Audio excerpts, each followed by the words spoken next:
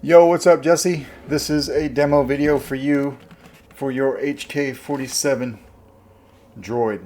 Alright, so we're going to actually go down to my garage. The lighting's a lot better down there. I have more room to kind of walk around it, show it to you on my table, show it to you fire up, and show you how to work it. Alright, and then after we're done, let me know if you have any questions. I'm probably going to keep this for the weekend just because there are some things that I clear coated on this guy just this morning and then let it set for about an hour so I could come upstairs and install it. But I wanted to have a chance to fully cure before I put a bunch of like packing tape or like bubble wrap and stuff like that around it so I don't ruin it. All right, so let me know if you have any questions. If you want anything different, thanks a lot for letting me do this for you, and we will get to it.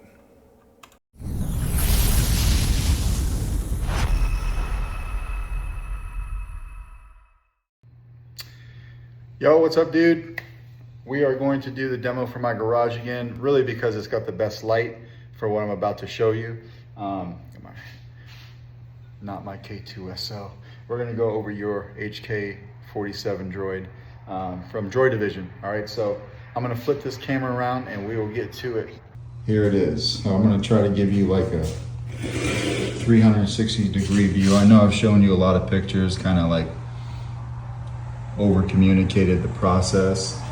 Got this rust on here. You had sent me this right here. This stuff worked really well when I figured out how to use it. Very tricky stuff, but when you figure out a technique for it, super cool stuff. So I'll put this off to the side here.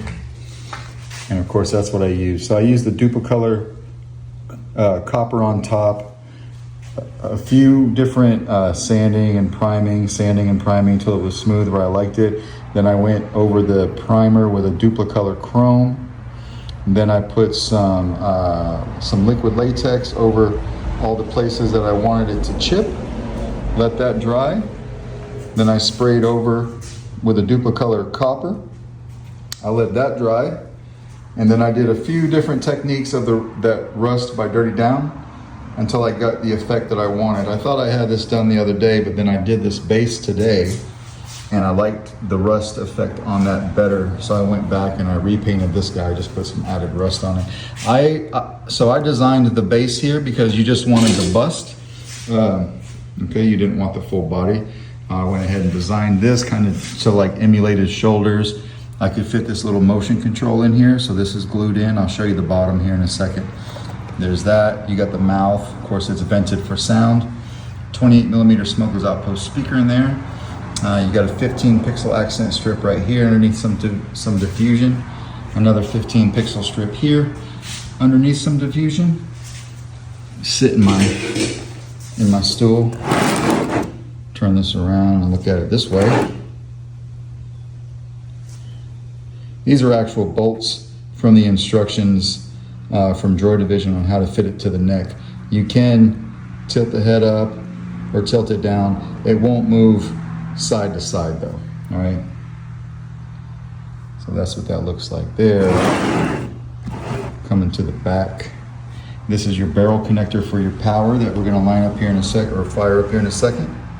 Put that in there for you. Send you the cord, of course. If you ever wanna get to the board, you can take this back piece off. Let me see if I can do it with one hand. You can pop it off like that. It's got two magnets right there underneath that paint, if you can see that. But that pops off, gives you access to your board. So you can see you've got an 830 or ESP32 dev board. You've got a mini MP3 player, so you can come in there and you can change the quotes if you ever want. You gave me the 14 quotes, they're on there. I just got I got your logo on there. There's your LED strips. Try to make everything look nice and neat in there, all right? If you ever change the quotes, you will notice how they're named on the SD card. Please name them the same way. If you don't, it won't work. All right, but that's how you get to the board. Taking it like this, I could probably show you the underneath. So there's your PIR motion controller, and of course your power right there. Both of those have been glued in, so they won't be coming loose at all. All right, and when you're done, you could just take this guy, slide it right back on. Again, it's a little difficult to do with one hand, very easy to do with two hands. Slides in there and those magnets help keep it like that. All right, so We've got this 5-volt power connector right here. We just want to come through. I got to put my hand up here, plug it in like that. Everything is motion controlled from this little guy right here. Diagnostic. HK47 activated. Running checks through primary systems. So instead of playing the quotes randomly, I made this one play them in sequence. It appears I have suffered considerable damage and dismemberment. I can feel all the cracks in my motivators and my central control master. Oh, how I hate that term. You want those eyes to flicker. So that's what we've got there. We got that over there. Answer.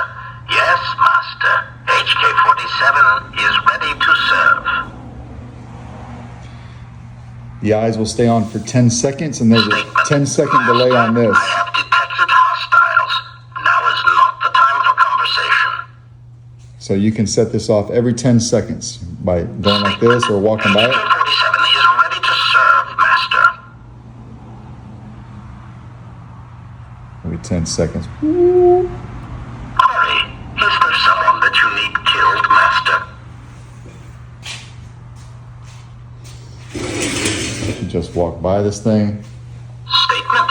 Master, assassination is my primary function. That sets it off too. That when you speak to me, it is to give me the order to kill. Statement.